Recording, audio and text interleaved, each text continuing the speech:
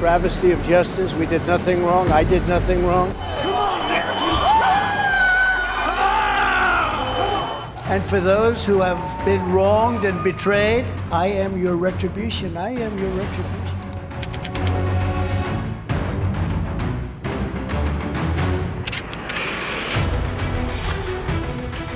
We will make America great again.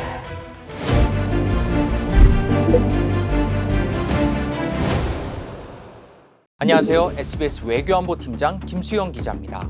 새해 첫 글로벌 인사이트는 올해 지구촌에서 어쩌면 가장 중요한 사건이 될지 모르는 미국 대선 얘기로 시작해 보겠습니다. 지난 2021년 1월 6일 미국 의사당 폭동 사태를 워싱턴 특파원으로 현장에서 취재했던 저는 미국 민주주의가 어떻게 무너지는지 두 눈으로 똑똑히 목격했습니다.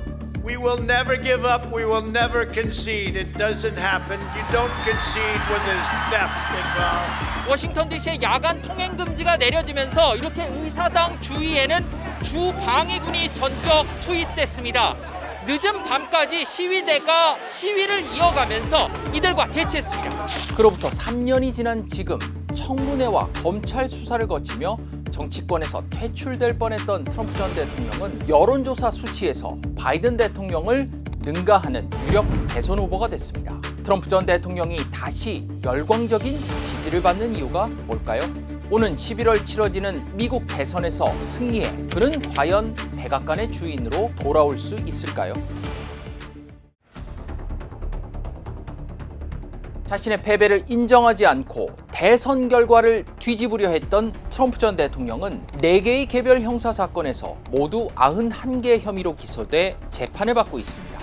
2021년 1월 6일 의회 폭동 사태 등으로 대선 결과에 대한 불복을 시도했다는 사건, 2020년 조지아주 대선 결과를 뒤집으려 압력을 행사한 사건, 국가 기밀 문건을 불법 반출해 보유한 사건, 성인 배우에게 입막음 금품을 지급한 사건 등에서 여러 범죄 혐의로 기소돼 형사 피고인으로 재판을 받게 된 겁니다.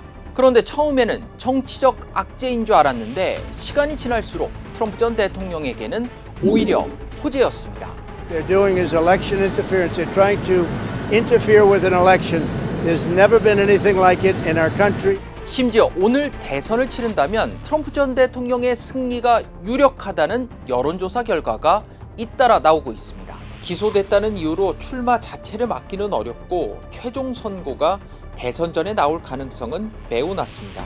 총 득표수에서 앞서는 후보가 대통령이 되는 우리나라와는 달리 선거인단의 간접 선거로 대통령을 정하는 미국에서는 결과가 엎치락뒤치락하는 스윙 스테이츠, 경합주 6곳에서 승부가 갈린다고 해도 과언이 아닙니다. 미국 여론조사 전문 사이트 리얼클리어 폴리틱스에서 최근 3개월 여론조사를 평균 내봤더니 경합주인 서부의 애리조나와 네바다, 북부 러스트벨트의 펜실베이니아와 미시간, 남부 선벨트의 조지아에서 모두 트럼프가 바이든을 근소하게 앞서는 것으로 나타났습니다. 경합주에서는 딱 한 곳, 위스콘신에서만 바이든 트럼프가 동수로 나타났습니다. 지난 2020년 미국 대선에서 바이든 트럼프 두 사람의 표 차이가 705만 표로 집계됐는데요. 경합주 결과를 뜯어보면 가장 박빙승부가 펼쳐졌던 조지아, 애리조나, 위스콘신 세 곳에서 단 42,918표로 전체 대선의 승부가 갈렸다고 해도 과언이 아닙니다. 각 주별로 1, 2만 표 차이로 바이든이 가까스로 승리했던 겁니다. 반대로 트럼프가 이곳에서 그만큼만 더 득표했다면 바이든은 총 득표수에서 700만 표 넘게 이기고도 대선에서는 패배할 수밖에 없었을 겁니다. 이렇게 중요한 경합주에서 밀린다는 건 바이든 대통령에게 악재임에 분명합니다. 물론 대선이 1년 가까이 남은 상황에서 바이든의 반전 카드는 많이 남아 있습니다. 미국 경제 상황이 조금씩 나아지고 있고 현직 대통령 프리미엄도 분명히 존재하기 때문에 지금 여론조사로 대선 결과를 예단할 수는 없습니다. 바이든 대통령은 원래 폭발적인 팬덤을 몰고 다니는 정치인은 아니지만 그렇다고 선거에서 쉽게 지지도 않았기 때문입니다. 바이든은 원래 전통적으로 대중적으로 인기가 높은 정치인은 아니었어요. 중간 선거를 승리했다고 하기는 어렵지만 엄청난 선방을 했기 때문에, 또한 미국 의회 하원과 각종 이런저런 대결이 있었음에도 불구하고 언제나 승리를 했다라는 평가를 받는데, 사람들이 얕보는 만큼 쉽게 지진 않을 것 같고요. 하지만 바이든 대통령의 지지 기반인 젊은 층과 소수인종에서 인기가 예전만 못하다는 건 가볍게 볼 수 없습니다. 유색인종과 젊은 층에는 정치에 관심이 적은 사람들이 많거든요. 지금 내 삶이 어떠한가에 대한 생각을 많이 하기 때문에, 경제가 안 좋다는 사실 때문에 바이든에 대한 불만이 굉장히 큰 상황입니다. 게다가 미국 유권자들은 트럼프는 유능한데 바이든은 무능하다, 이렇게 보는 경향이 고착화되는 것으로 조사되고 있습니다. 미국 역사상 최고령인 81세 나이로 재선에 출마하는 바이든에 대해 80% 가까운 유권자들이 너무 나이가 많다고 답했을 정도입니다. 말실수가 잦고 심지어 종종 넘어지기까지 하는 바이든을 보면서 대통령을 앞으로 4년 더 할 수 있을지 걱정을 하는 유권자들이 많은 겁니다. 지지율도 40%를 밑돌고 있는데, 바이든은 2차 세계대전 이후 미국 대통령 가운데 지지율이 가장 낮은 인기 없는 대통령이 됐습니다. 그래, 코로나 팬데믹만 아니었으면 트럼프 때 경제가 좋았지, 이런 생각을 하는 미국 유권자들이 많아진 겁니다. 공화당 예비선거에서 누가 최종 승자가 될까요? 결론부터 말씀드리면 트럼프 전 대통령이 공화당 후보가 될 게 확실시됩니다. 경쟁이 무의미할 정도로 지지율 격차가 벌어지고 있기 때문입니다. 한때 트럼프 지지율을 능가했던 론 디샌티스 플로리다 주지사는 물론, 최근 반짝 인기로 주목받고 있는 니키 헤일리 전 유엔 대사도 트럼프 전 대통령을 압도하는 건 역부족으로 보입니다. 이렇게 지지율 격차가 벌어진 이유가 뭘까요? 미국을 위대하게라는 선거 구호를 딴 마가 지지층, 우리식으로 표현하면 트럼프 콘크리트 지지층의 열광적인 지지 때문입니다. 저도 트럼프 전 대통령을 신에 비유하는 광신도 같은 지지자들을 현장에서 종종 만날 수 있었습니다. He's not going to lose. I don't even give it a thought. God wins every time.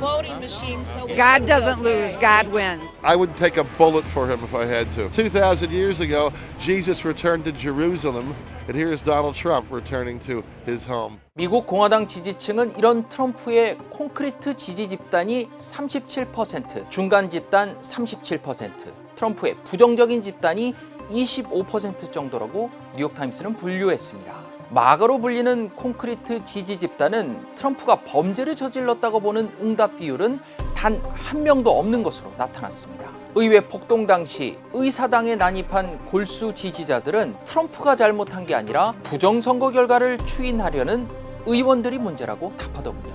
It's the people's house to try to make sure that they do it legally because there's so many illegal things going on. Who do you think won this election?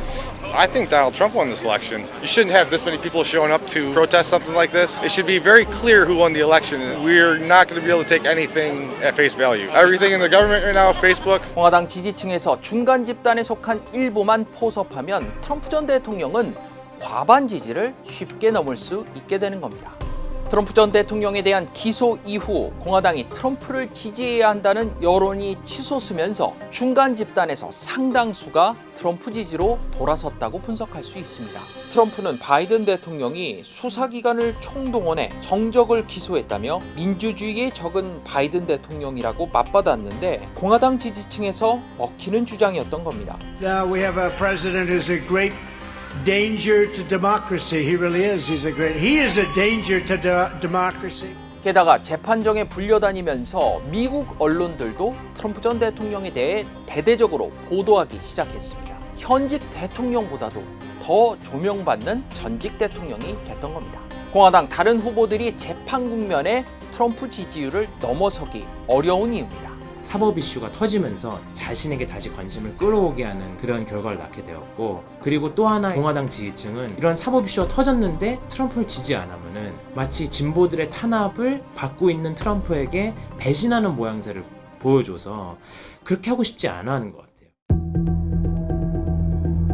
트럼프 전 대통령은 재집권하면 취임 첫날에는 독재자가 될 거라고 예고했습니다. 바이든 정부에서 금지한 국경장벽을 건설하고 석유 시출을 재개하기 위해서라는 거죠. He says, "You're not going to be a dictator, are you?" I said, "No, no, no. Other than day one, we're closing the border, And we're drilling. 이민자가 미국의 혈통을 오염시킨다는 발언도 서슴지 않았습니다. They're ruining our country. And it's true. They're destroying the blood of our country. 나치 독일의 히틀러가 1925년 그의 자서전 나의 투쟁에서 독일인의 피가 유대인의 피로 오염되고 있다고 말한 걸 연상시킨다는 지적이 나올 정도입니다. 하지만 이런 트럼프의 발언은 지지층에 호소하기 위한 계산된 극우 발언이라고 할 수 있습니다. 트럼프 전 대통령은 이미 지난해부터 47대 대통령으로 재짓고 나면 미국을 이렇게 바꿔놓겠다며 47개의 공약, 어젠다 47을 발표했습니다. 보수 싱크탱크 헤리티지 재단의 도움으로 미국 우선주의를 실현하기 위한 논리를 개발하고 인재를 끌어모으고 있습니다. 자신을 핍박했던 인사들에 대한 복수와 분노를 노골적으로 공약에 반영해놨습니다. The State Department, the defense bureaucracy, the intelligence services, and all of the rest need to be completely overhauled and reconstituted to fire the deep staters and put America first. We have to put America first. 자기에게 맞는 인사들을 위주로 정부를 꾸리겠다. 그리고 행정부를 자기가 확실히 잡고 그 자기한테 배신했던 사람들을 복수하겠다. 중국에 대한 적개심을 바탕으로 내부의 적을 중국과 결탁한 세력으로 규정했죠. And it's the globalist class that has made us totally dependent on China and other foreign countries that basically hate us. 트럼프 역시 정치, 경제, 군사 모든 면에서 미국이 중국을 압도해야 된다고 생각을 하는데 미국은 경제적인 측면에서 세계 경제와 연결이 되거나 특히 중국과 연결되는 것에 대해서 극도로 민감하게 반대하고 있습니다. 그런 면에서 이 트럼프가 아마 재선을 하게 되면 반중국의 기치를 더 높일 가능성이 더 높다고 저는 생각을 합니다. 트럼프가 내세운 공약이 실현된다면 한반도에는 어떤 변화가 일어날까요? 다음 편에서는 미국 외교안보 최고위급 인사를 역임한 마크 에스퍼 전 국방장관, 존 볼턴 전 국가안보 보좌관이 재개했던 얘기를 중심으로 트럼프가 돌아오면 한반도의 안보, 경제에 어떤 영향을 미칠지 집중 분석해드리겠습니다.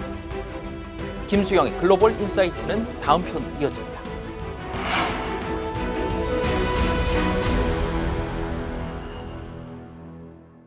우리 집 양이는 밤마다 뛰어다녀요. 도대체 왜 이러는 걸까요? 추워. 예방주사 어디 가서 살까요? 당신의 궁금증, 지식비서 스포에서 해결하세요.